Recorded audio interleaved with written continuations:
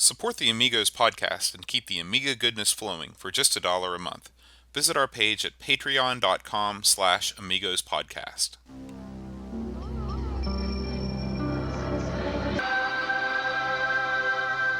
Amiga, the first personal computer that gives you a creative edge. Amigos, the podcast about everything Amiga.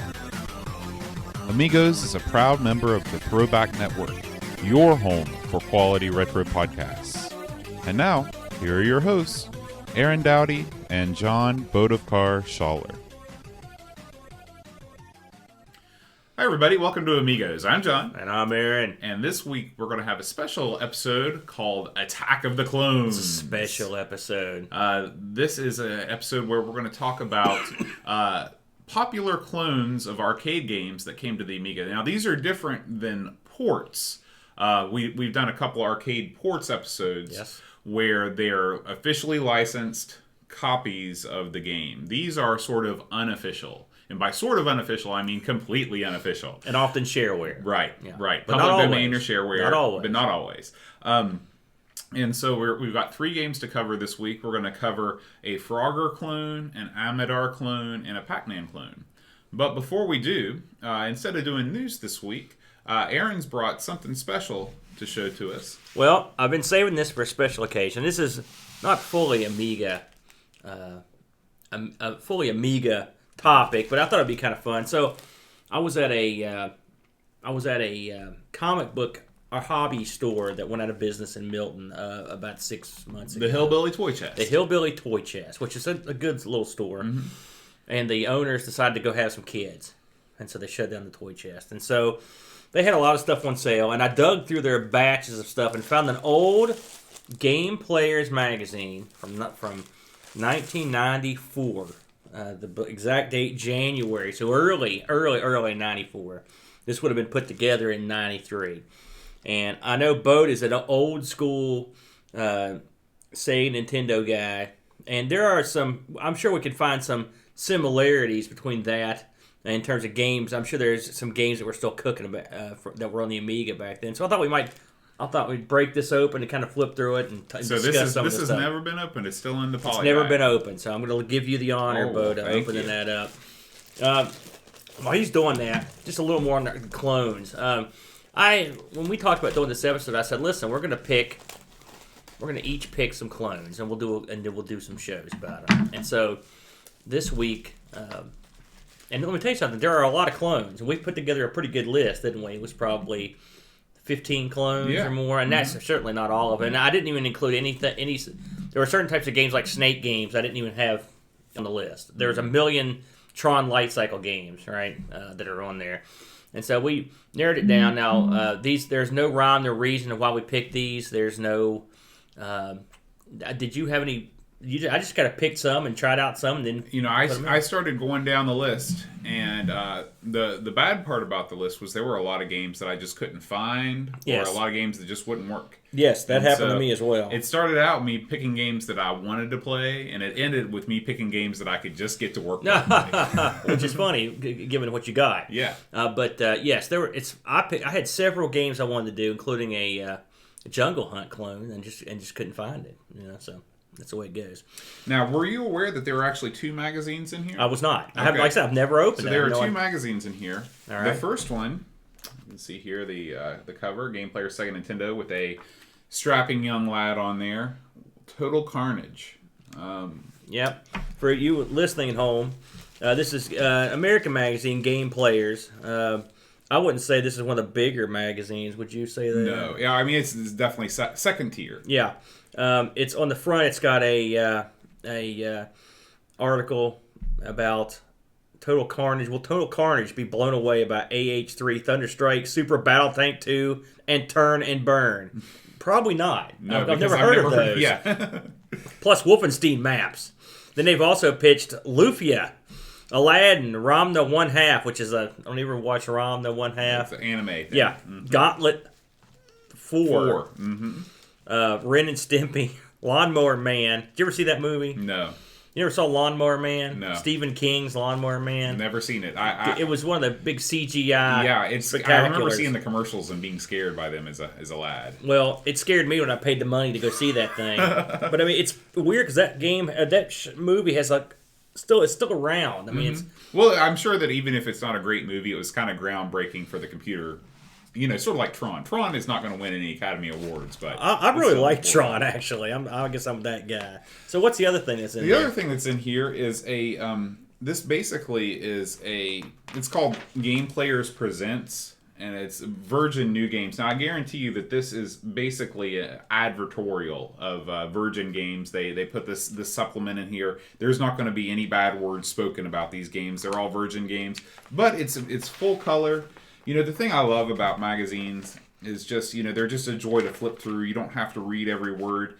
And the video game magazines of the day, they really went all out with the display. And Retrogamer keeps this up, you know, with the layout and everything. So this is just a nice little addition, a trip down memory lane if you were a fan of any of these Virgin games. I'm going to name a couple of them, and you can tell me if you played them. Did you ever play the basketball game Jam It? I'll tell you what, there's a funny story about that. I did play this. I owned it for the PC. And the reason I bought it was it came with its own gamepad. And I thought, well, I'll get the gamepad, and the gamepad was okay. It was like a Gravis gamepad? It was sort of like a Gravis, except crummier. And in fact, that was my MO back in the day. It's the same reason I bought one of the Street Fighters. It came with its own joystick. But Jam It sucked. I mean, Jam It's appropriate. It's what you want to do to the guy that made the game. It was a horrible basketball game. I mean, if I look at that, it looks so much better than the actual game. Now, do you think that because I believe that this is probably either a Super Nintendo or Sega Genesis. Do you think that did the graphics look comparable on the PC? Well, they've got that zoomed in. The picture here is zoomed way in, but I don't remember it being very good at all. I mean, I've probably still got it, to be honest with you. But it was such a crummy game. How about RoboCop versus the Terminator?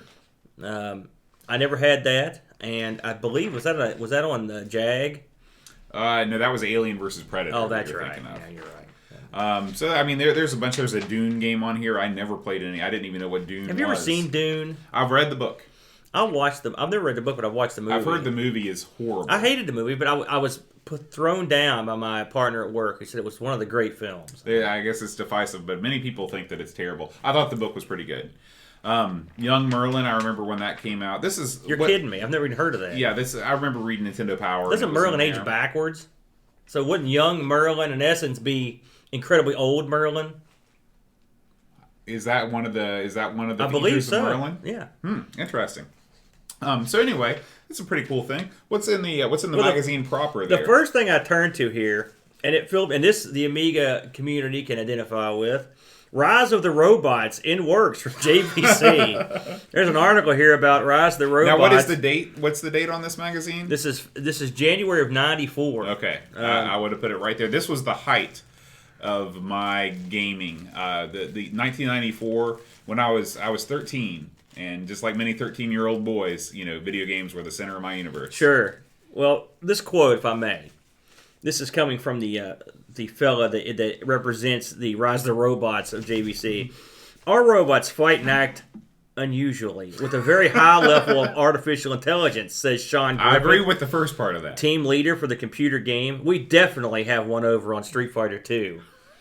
What a level of arrogance. What one is that, I wonder? That is just, I mean, if you think about how ludicrous a statement that is, and you know, it's ridiculous. Now, here's something that's interesting. They had Coin-Op Awards, and Midway's NBA Jam won most played video game honors at the AMOA 93 Expo. Midway's Addams Family won most played pinball game.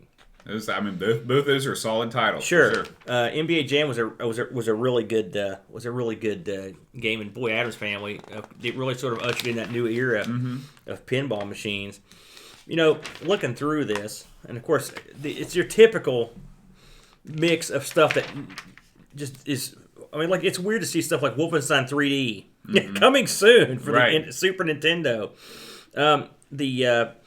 Did you ever play Wolfenstein 3D? Oh, yeah.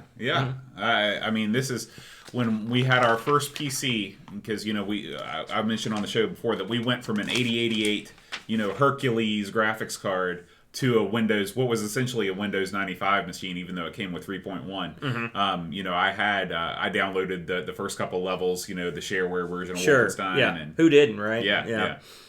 Here's something I didn't know that got released in the States. It's an Asterix game, which Asterix, as far as I've been told, is a big character in the UK and in Europe, right? Right. So apparently they released his stuff here. I've played a couple of. He's got an arcade game as well. I've never seen a Super Nintendo Asterix cartridge, but apparently it was out. They've got articles here on La Lost Vikings, which we just covered here recently. Now, what's that accessory right there? The power plug. What does that do? Well, I'm looking at it. It looks like it's a thing for the Genesis that you could turn on slow-mo, auto-fire. So I guess it's some sort of like super pausing thing. Your controller hooks to it, and then it hooks to your Genesis. I've never heard of this, so I'm guessing it didn't do too well. It's a weird looking little device.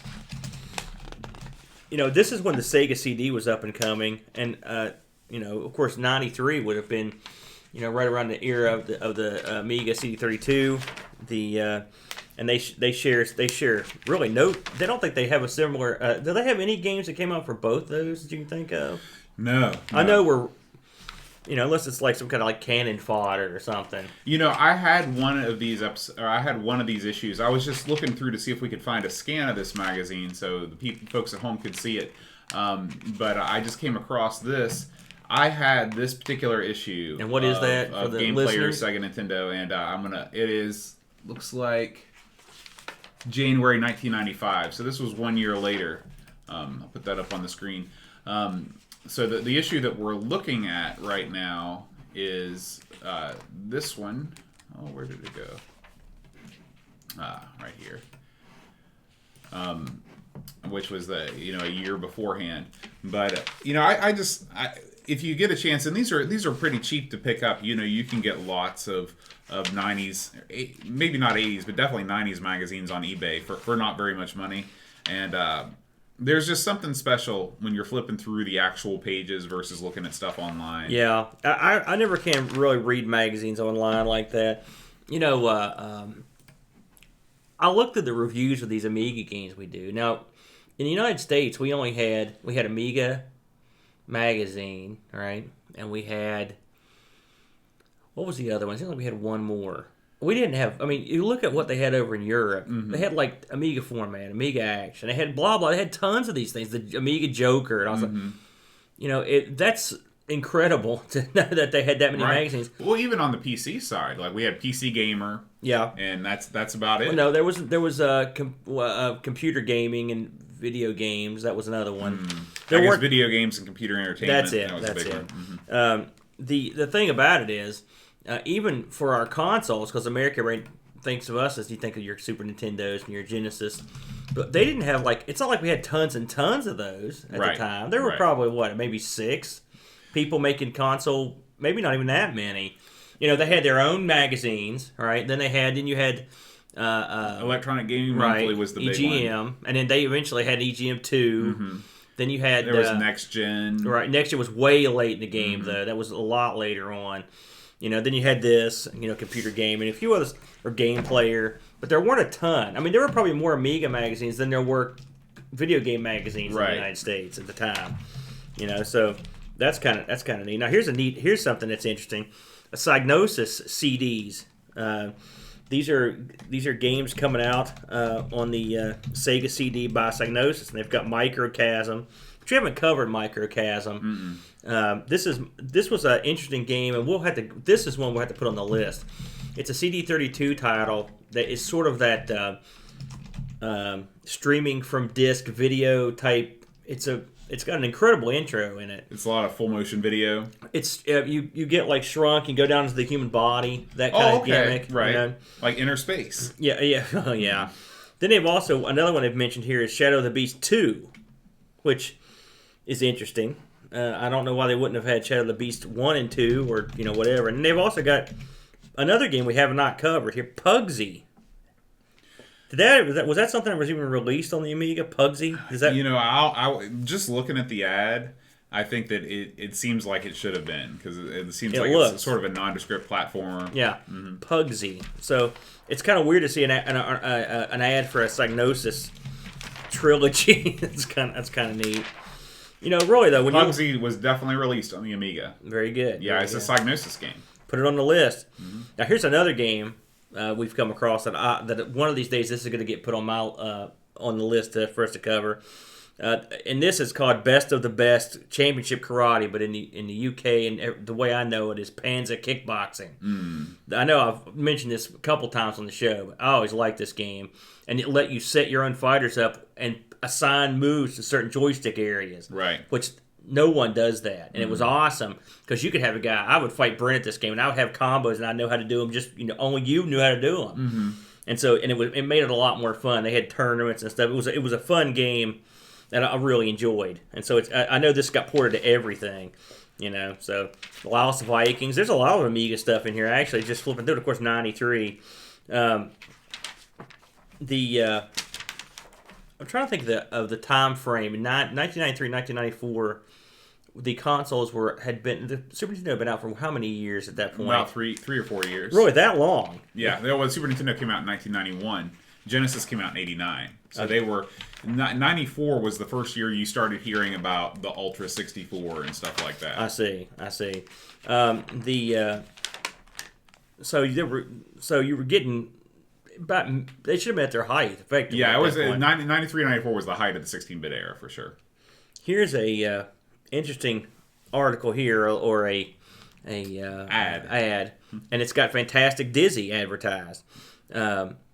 Again, the Dizzy games, it's weird that they got released over here, because I don't think I'd ever heard of it until I started. Well, they were always unlicensed. The Codemasters games on consoles were always those black cartridges that were sort of shady. And, it was Codemaster. Was everything they did shady like that? Yeah, because they were the people that brought out the Game Genie and took Nintendo to court. And, oh, yes, you're right. Yeah, they wanted the extra money. Now, here's an article on Super Turrican. Now, we covered Turrican too. Right. And believe it or not,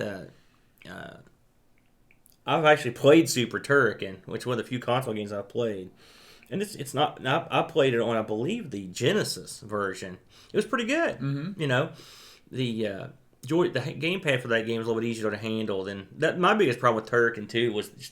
I sucked at it so bad. I had it set up where if I mapped the buttons just the way I wanted them, I could be okay, but I still had trouble even completing the first level. Yeah. Overall, though, as I get near the end of this thing, I flipped through it. A lot of stuff in here that's not really relatable to us, but they really like their, in American magazines, the reviews were at this era. Reviews were like the main jet of the reviews and hints. That was pretty much the thing. But they kind of got away from reviews later on. They didn't do as many. I noticed that they got smaller. They didn't do as many. I never noticed that. They did. My brother had a subscription to EGM for years and years, and so it was bathroom stuff, right? And I would read them as I went, and reviews played a bigger part in the prime time age than it did later on. Because I don't know why. I subscribed to EGM from around 94 to 96. And they had, for the big games, they had 3 separate reviews. They'd have 3 or 4 different reviewers, and they'd be in these columns. I remember Sushi X and these guys. And so maybe it was later on when that sort of went away. Yeah, well, Brent kept his subscription well into the late 90s. Yeah. It was, and it's funny, on the back of this thing, it's got a big, huge, it just says Jam, March 1994. And it's got a list of where it's coming out. So I guess NBA Jam was getting ready to come out. A game that you think the Amiga could have done an NBA Jam? I mean, it did a Mortal Kombat. Maybe it could. I mean, the problem is the button issue. The button issue. You wouldn't be able to do it just because of the buttons. Yeah, you're probably right. But hardware-wise, I'm sure it could have handled NBA Jam. I mean, the Game Gear had a great port, so why couldn't the Amiga? What we need is someone to go in there and retrofit the NBA Jam stuff into TV Sports Basketball. We'd be laughing then, man. Well, so anyway, I thought that was neat. Just like I said, this thing's been sitting around, not touched by human hands for a couple decades. Well, it's never been touched by human hands, except when it came out of I'm sure it was shot out of a machine when it went into the polybag. If you think about January 1984, that's 23 years and a couple months. That's crazy. We're getting old. Yeah. Yeah. You were 23 in 94. Yeah, I know. Yeah, I mean... Thanks for pointing that out, Bert. Let's just get on with the damn review. Okay. Screw this. So, the first game that I chose was a Frogger clone. Now, I'm sure Frogger is one of those games that really needs no introduction. But just in case you're not familiar with the arcade game, you can you're basically a little frog. It's a top-down perspective, and you're trying to negotiate your way across a busy highway to get to a river, and then you have to cross the river to get to your home, which your frog can't swim. Right. This game was released in 1981. It was developed by Konami and published by Sega, and it's one of the few arcade games that has no button. It's only joystick, and so but it plays very well.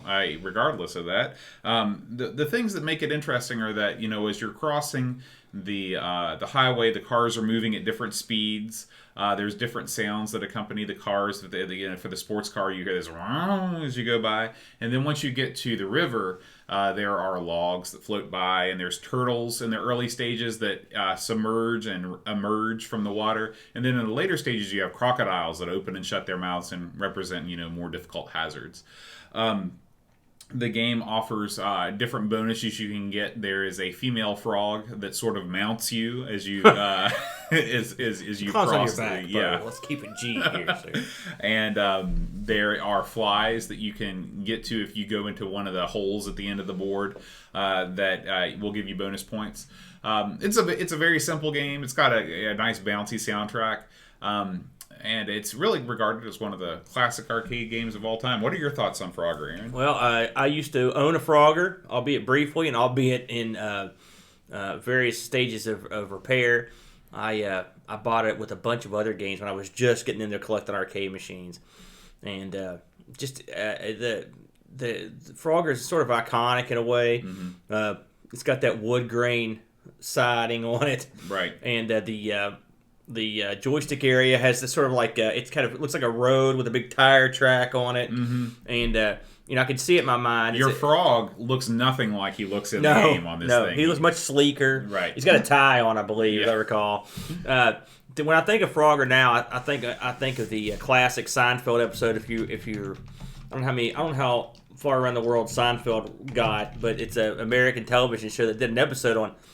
One of the characters wanted to relive his childhood and went and tried to buy the Frogger from the old pizza place he used to go to, and it ends in a climactic scene where he's trying to get Frogger across a busy New York street, and he gets it all the way across, and and he gets it to the curb, but he can't get it up on the curb, and a semi truck comes through and just destroys the Frogger, blows the smithereens. It's a great scene. And when he's trying to get it across the street, the viewpoint changes, and they've got a crane cam up, and it looks like he's and running they've got across, the sound effects and stuff. It's great. If you ever get a chance to look it up on YouTube, it is one of the best parts of Seinfeld. But it's a fun game. When I got it, the board I got had literally the PCB, the circuit board, had been broken, and I had to go and jumper a bunch of stuff over top that big crack.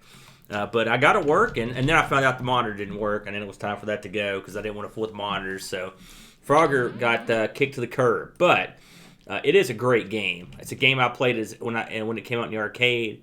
It's got a great theme song. The in-snow music's good. It's very simple and fun. I mean, it's just a game where you could set Granny in front of it or a 4-year-old, and you could say, "Get your frog over there," and they could figure it out in about 10 minutes. Mm-hmm. It's the exact opposite of modern games in every way. Simple, easy to use, no buttons. So the arcade game is definitely in the pantheon. Mm-hmm. And so you picked a game that simulates this game. So tell us about it. Right. So Croak is a game that was developed by this guy named Selwyn Stevens. Selwyn. That's an unusual name. Yeah. And he is not known for anything other than doing Croak. Really? Now, did he do the sequel? He also did the sequel. So this is a rare title it's a rare public domain title that actually got a sequel. This was also available on a cover disc, as many of these games were. This was originally on an Amiga format cover disc in 1992. And so this game is it ran on the ECS or OCS, and it's basically Frogger for all intents and purposes. That he didn't do much to change it. the vehicles as they cross the street are in kind of a 3D perspective. It's sort of that isometric perspective. The resolution of the game is actually much higher. Now, it's not, it's not a great feat for this coming out. This is 11 years after the original Frogger, but right. There's a lot more detail in the vehicles. The area where your frog comes home to roost is decorated with a bunch of beautiful flowers. One of the things that I liked about this was just the greater variety of cars as you go across. There's semis, but there's different kinds of semis that are different colors. People cars with trailers, yeah. and something looks like an ambulance, and right, yeah. And so I thought that was really cool. But overall, it's really just Frogger. Yeah, having just played this and for the first time earlier, I was impressed. I like the fact that there's little flourishes that they've made your home look much more pleasant. Mm-hmm. One thing that's kind of neat is that when you're playing a 2-player game, both frogs are present on the screen. Oh, and no kidding. The other frog, there's a light green and a dark green frog, and the dark green frog, if he's player 2, he's just kind of hanging out there waiting to go. And when the light green frog meets his demise, if he meets his demise on the highway, there's kind of an unsightly blood spot that appears on the on the highway. But when he does, then the player 2 frog just jumps right on in there. So I like the fact that when you get a near miss with the car, they hit the horn. Mm-hmm. That is a really cool. But really cool this feature. this fellow kept it simple. Mm-hmm. He saw the game, he cloned it fully, and it was good to go. And so this is, if you want to play Frogger on your Amiga, you're in. I thought it was a pretty darn. Again, music aside, mm-hmm. the one thing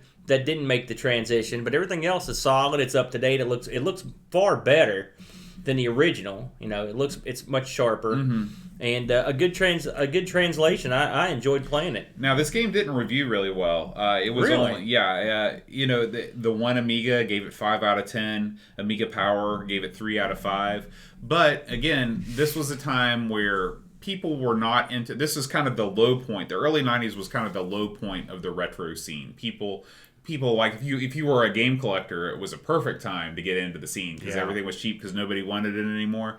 And a lot of people reviewing these games were just so eager for the next big thing. They wanted stuff in 3D and they didn't want rehashes of retro stuff. Now 5-10 years down the road, the tables would turn and everything old was new again. I wonder if also the fact that it was on a cover disc or another magazine would mm-hmm. make them not like it. I'm sure that it didn't score them any points. You're right though. It's funny you mentioned that. I hadn't thought about that for years because obviously I was around in the early 90s.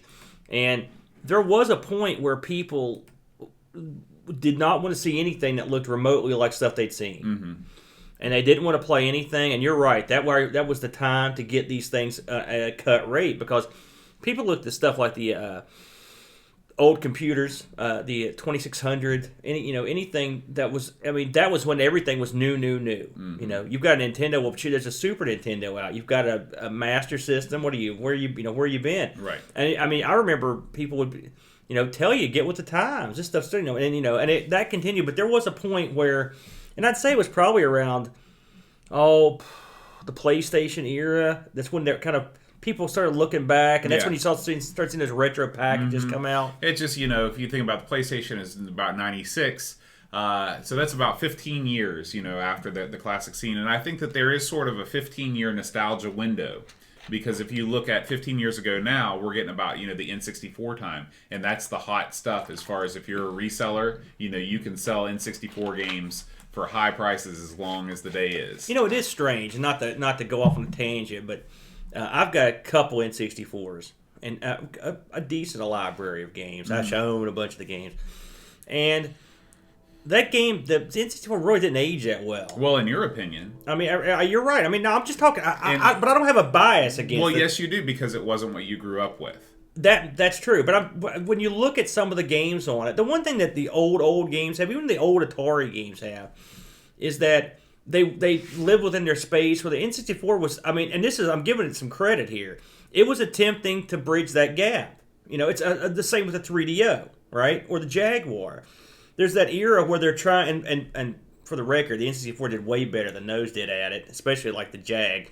But it was going into the 3D realm, and some of the stuff still looks great. Don't get me wrong, but there's a lot of it that it just didn't quite make the trip. My biggest problem with the N64 though is not the games, it's the controller. I just can't stand that controller. The analog stick on it's just terrible. Yeah, but if you had an N64 when it came out, and your only exposure to an analog controller had been the horrendous 5200 controller, you would have thought that thing was the best thing ever. You got a good point there. I did have an N64 back in those days. It's all about it's all relational. Sure, the N64, it's really hard to play some of those early 3D games, and in my mind, the pixel art games stand the test of time a lot better. But for somebody who the N64 was their first console, they don't even want to look at pixelized graphics. The early 3D, they say, well, this will be a classic forever. Yeah, so. yeah. I will say, I look at it the same way. I mean, there's a new Mighty Morphin Power Rangers movie coming out. It's rated PG-13. Oh, yeah?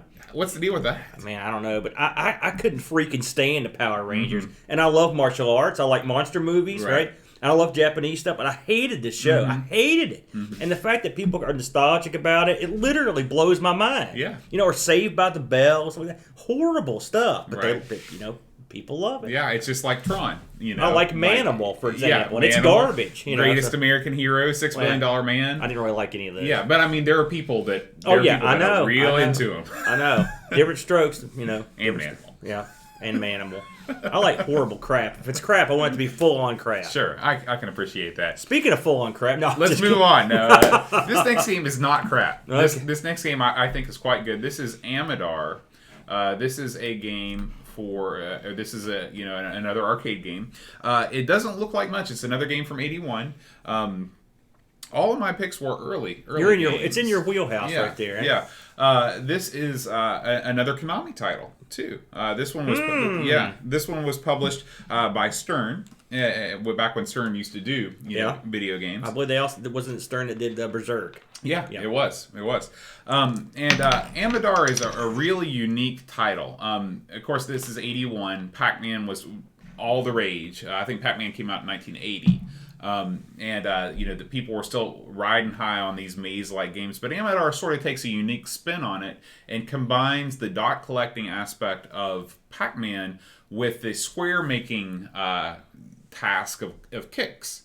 I believe that Kicks came out before Amidar, but I'm not sure. Kicks is pretty old. Perhaps you can look that up on your magic device. Yes, sir. And what the plot of the game is kind of weird. You play on even numbered stages. You play as a gorilla, and on odd numbered stages, you play as a paint roller. Yes. And for reasons that are not explained in the backstory, there wasn't much backstory to arcade games. And as you move around the maze, you're collecting these dots, and as you collect the dots, you're creating squares that are colored in when you complete the circuit. In your way are these enemies. There are two different kinds of enemies. There are Amidars and there are Tracers. And the Tracer is the guy that is different colored than the Amidars. And I, to be honest with you, at first I thought the Tracer, would trace you, kind of like the Red Ghost in Pac-Man. But that's not the case. He's just as random as everybody else, it appears. And the way that you can get around these guys is that you have a button on the control panel, and it's a jump button. When you push the jump button, you don't jump. This is probably the only game in existence that the jump button does not make you jump.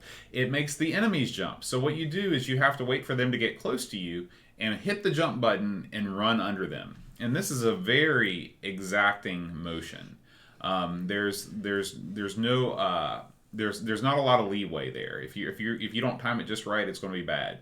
Now, Aaron, what did you think of the arcade version of Amidar? Well, the first time I ever saw Amidar was on the American game show Starcade. This was a reoccurring game on Starcade. I'd see it. They'd have it on there all the time. There's a lot of games that show up on Starcade that I was like, why do they keep bringing this back? Like Nibbler was one, and there's one where I can't remember the name of it, where you play like this water droplet or something like that, or your jug of water, but this was a mainstay. And when I first saw it, I thought, man, what a weird game. Even back in those days, it's like you play a paint roller or what is going on here? The jump button aspect of it. I haven't played this game a ton. It's not one I went back to over and over. You know, every once in a while over the years I'll fire it up on my arcade machine. But you're right about the button, the jump power is goofy, and the fact that you run under these guys, for example, while they're jumping is because I mean they pick right back up after you do that.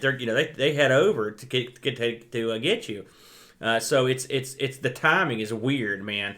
But I mean, this is one of those games you'd probably have to play it quite a bit, but you could get really good at it. Right. But it's an okay game. I mean, like I said, I've had a cup of coffee with it. Well, the clone version of this game. By the way, Kicks came out in '81. Okay, so and the Amiga version came out in '89. That's another game that has, for some reason, because I don't know, just to go off on a tangent, but the Amiga version of Kicks is really good. Mm-hmm. And so there are tons of clones of it on the Amiga. I don't know why. Well, the Amiga it's in a way this is a clone. But there are some significant differences. This is probably the most derivative of My 3. It's definitely the most derivative of My 3. And this one's called? This is called Zoom. And it is the only one of these three games that I think was actually a commercial release, too. This was developed in 1988 by Discovery Software. And Discovery is, we've covered a few of their games. Which games have we done that's Discovery? We did Hybris, our very first episode, all those... We can almost say years now. It's coming close to our second year, right? And then they also did one of my personal favorites is is that fighting game in which suddenly I've been struck stupid. What the heck's it called? I'm telling you, my age. Oh, Sword of Sodan. Sword of Sodan. Not a fighting game. That's a fighting game. You fight suckers with your sword. Okay. So, but I like both those games. I know Boat was. Well, you actually liked Sword of Sodan pretty well, didn't you? It was all right. I mean, I can appreciate it for what it was. The freaking guys were that big, They're huge, man. Huge sprites, only attacked from the right. And and these guys, I guess Zoom came out right before Hybris, right? Mm-hmm. Yeah, Hybris was '89. So now the way that this game works is it's a lot like Amidar, but instead of being a totally top-down view of the board, it's more sort of futuristic, and it's on kind of a three-quarters view. I don't want to call it isometric. It's more of just kind of a slightly tilted view of the screen. Yeah, picture a chessboard and then tilt it in front of you about 45 degrees. Yeah, exactly. And the core of the gameplay is the same. You are trying to complete squares by running, your little guy around. Now, your little guy is no longer a gorilla. He is sort of a 3D Pac-Man looking guy. And the enemies are just kind of strange. I'm getting this from the magazine review here. There's a pair of lips called the Jaggernaut. Jeez. There are little alien creatures, wormlets, angleheads, spheroids, and then there's also a black hole that can swallow you up. So your tasks to complete all the squares on the board without getting touched by any of these guys. There are no longer dots to collect. There's no longer a jump button. Your offensive weapon is kind of a passive offensive weapon. You can drop bombs behind you that will either destroy or slow down the enemies. How is that passive? You're blowing guys up. Well, you're not. Passive is jumping. You're not shooting them. You're waiting for them. And so there are a lot of things about this game that I didn't completely understand. Sometimes when you make squares, they show up in different colors. And it has nothing to do with how many times you complete the square or anything like that. So I just didn't have enough time to solve that mystery. One of the cool things about this game is that there are lots of items that you can pick up that give you different superpowers. All right. So this is another thing that Amidar didn't feature. You can pick up ice cubes, which they stop the enemy cold. Oh, I get it. You can get sweets, which give you a bonus or more speed. There's money bags for a score. If you pick up an apple, it fills all the squares that it touches. So that's a pretty powerful That is a nice pickup. one. I don't think I ever saw that when we played. No, there's a potion that gives you a temporary immunity. The glue slows down monsters, and if you get a rocket, it finishes the grid. Nice. So this game is of the three games. This game is the game that is demonstrably better in my mind than Amidar. It's deeper. There's some sound effects in this game that are very of their time period. Sort of like if you think about like, I don't know, 90s rap, like sort of sound samples. They'll be like, "Hey, what up?" Stuff like that. There's that, but the music in Amador I really liked. But other than that, I think I'd rather, if I was going to really sit down and learn a game and get good at it, it would be Zoom. What do you think, Aaron? Well, I do like the rotating grid that comes out at you in like 3D. Mm-hmm. That's a pretty good effect. It doesn't have anything to do with the gameplay. This is one of those games that I think would be better in Amador's perspective, to be honest with you. Mm-hmm. I think I'd rather have just the 2D. Mm-hmm. I think it'd be easier to navigate the maze, which is the hardest part for me, was just not screwing up and navigating the maze correctly. The game is interesting. I didn't get. I got the candy. I think I saw candy more than anything. I don't remember. Or I think it was coffee or something. Was there something like that out there that looked like a coffee cup? I went over. I think you might have seen a potion. That might be what it was. I saw it. I didn't get it. But Amador has the music I like on Amador. But Zoom, it looks like it could be deeper. Amador, though, the point structure's strange. We looked it over. You get certain amounts of points per square, mm-hmm. and they're really sort of weird. The point structure's pretty strange. I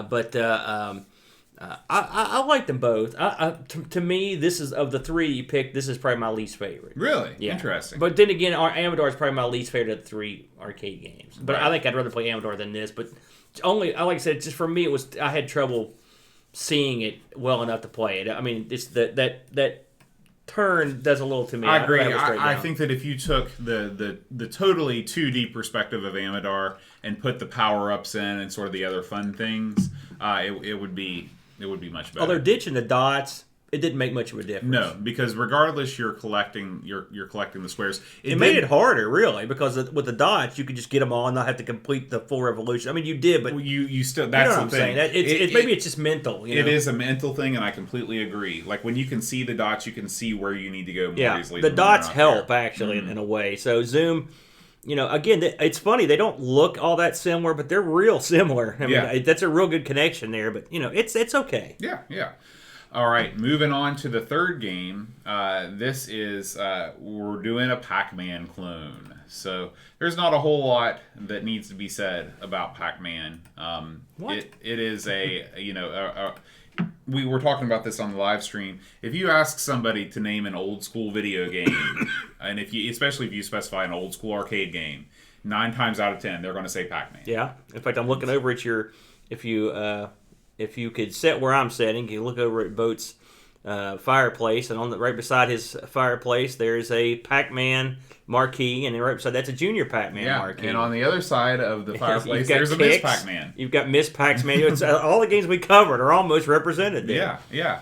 And so Pac-Man is it's sort of the grandfather of the maze dot collecting game. Absolutely. It was subject to one of the most infamous early video game lawsuits when out of the Magnavox folks, or Atari took the Magnavox folks, or not Atari, Midway, right? Took the Magnavox folks to court because of Casey Munchkin, their Pac-Man clone. I own 2 copies of Casey Munchkin. We bought it instantly when it came out for the Odyssey 2. And man, what a game! I mean, a great game. It is a clone of Pac-Man, but it really expands on the game quite a bit because the dots move. They move around the board by themselves. Plus, the maze moves. And one thing that Casey Munchkin did is the center area where the ghosts come out would rotate. And what you could do is you could have 4 different sections of the maze that you couldn't get to unless you went into that center square. So you would actually. It would cut off parts of the maze. Yeah, that's really interesting. It was a very clever game, and it was a shame that was the Odyssey's. Really, that was their last big gasp. The Odyssey 2. When they lost that, and had to pull those. But of course, by the time that happened, they'd sold a zillion of them. Right. But yeah, a great game. Yeah. But I mentioned on the live stream, my brother, Amigo Brent, was a huge fan of this as a child. He had Pac-Man trash can, Pac-Man snack tray, Pac-Man sheets, Pac-Man everything, Pac-Man curtains. He loved Pac-Man, and he's a hell of a good hand at Miss Pac-Man, which another game that we used to own. I used to own that one back in Lexington, and it was Brent used to tear it up. It had the speed chip in it, and he would play it. And I'm not that good at Pac-Man. I was better at Miss Pac-Man, not great, but my game is Super Pac-Man. It's my favorite of the Pac family, so that's the one I like to play the most. But I just like everybody else, when this came out, I played the crap out of it. Yeah. So moving on to the Amiga version of the Pac-Man game, it is known as Super Puck-Man.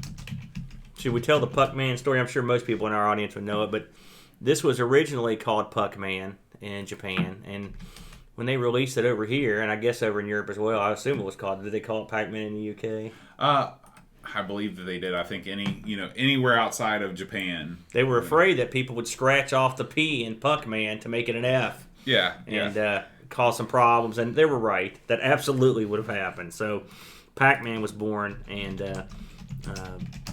that's what. So the fella that put this out has just taken the original name and went with it. And I was busily trying to find a and here it is, to find a recording of Puck-Man for the Amiga. This is because it's a public domain title. It is difficult to find a lot of records. This is probably the most obscure of all of the releases that I could find. This was 1994. It was developed by this guy named Augenblick as a shareware title, and ran on ECS or OCS. And it says that if you register the software, it will get rid of the flashing screens. But we played this quite a bit, and we didn't see any flashing screens. So I don't know if we played a cracked version. Maybe they flash later on. Yeah, maybe so. I will say, if you click on shareware details at the bottom, it plays an awesome tune. What was the song it was playing? If I Were a Rich Man from Fiddler on the Roof. And you can send this fella money. Boy, I wonder what this guy's doing now. If you're out there listening or anybody knows this fella, have him get in contact with us. And what's funny is this comes from an era where you have the people were not shy about putting their home address. Yeah. Please send a check, and you could tell that this was where this guy lived. It's a lot like those old crack screens. They'd have all these phone numbers and stuff, and you're just calling some dude in Denmark's house. Right. So as far as the game differences, it's very apparent. Playing this versus Pac-Man, it's less apparent when you haven't played the arcade version of Pac-Man in a while, but this game runs much more slowly than the arcade version. And the ghosts are a little bit smoother. They're drawn a little bit more smoothly. And of course, the screen is formatted for a 4x3 screen instead of a vertical, horizontally oriented monitor. I think this guy did a tremendous job. If you look at this, I mean, amongst clones I've seen of Pac-Man, this is way up the list. The sound effects are dead on. Mm-hmm. The maze is dead on. The way he's got the screen partition where he's got the score and stuff over the side, which is a common trick now on these on like these retro packages, is to put everything on the side so you can make the screen in a vertical aspect, and it works. It works flawlessly here. Boat says. What he says is right, is that the only flaw in this is not really a flaw. It's the fact that it's a resolution is higher, and so the ghost looks smoother, and the Pac-Man looks like he's a little rounder, or a little maybe his mouth's not as big, sometimes it doesn't look like his mouth's opening and closing, like they're right. Yeah. But I'd say part of that's probably just the compression of the video, but because we didn't see any of that stuff. But the music, it's the cutscenes. I mean, it's all there. It's very sharp. Now, do you want to talk about Pac Plus? So yeah, we also took a look at there's two titles included in this package. There's Pac-Man and Pac-Man Plus. Pac-Man Plus is a little bit different. It's just like the arcade Pac-Man Plus is a little different, but they're different in different ways. So in the arcade Pac-Man Plus, you basically, I think it runs even a little faster than the original arcade Pac-Man. When you consume a power pellet, the ghosts change shape in an odd way and grow little trees with flags on them. Yeah, is that what that is? I don't know exactly what they were going for there. I don't know what's going on. But anyway, and all of the power-ups, or not power-ups, all of the score bonus fruits have been replaced by other objects. So, for example, on the first level of Pac-Man Plus in the arcade, it's a can of Coke. In Pac-Man Plus on the Amiga, there is the ghosts smile at you when they are not blue, or they either smile or frown. I think if they're traveling vertically, they're smiling, and if they travel horizontally, they're frowning. It's very disconcerting. Yeah, and instead of having the center fruit, you have a center power pellet that sort of roams in a kind of a confined space. So it's different. It's a nice little add-on. I don't know that the games themselves, apart from those, are that much different. I didn't sense any difference in the speed, but it's just a neat thing that he added in there. Yeah, it's not. It's a nice little ad. I mean, people come for the Puckman, they stay for the Puckman Plus, I guess. Yeah. But overall, I think this is a very strong package. Now, it's not like I've sat around playing Pac-Man clones over and over on Amiga. I mean, you're going to be hard pressed to do much better than this one. I think it's a really good package, classic Puckman. And if you're out there in shareware land, send this fella $6. I think £6. That's what he's asking for. It's a pretty good. It's a pretty good bargain. I think that's. I mean, I think you really stumbled onto something there, though. Like I said, I haven't looked for him, but I mean, I'm sure you could do much worse. Yeah, absolutely. So that's the end of our first clone episode. Somewhere down the line in the future, I will reveal my 3 picks. Okay, well, and we will give those a whirl. I'm looking forward to it.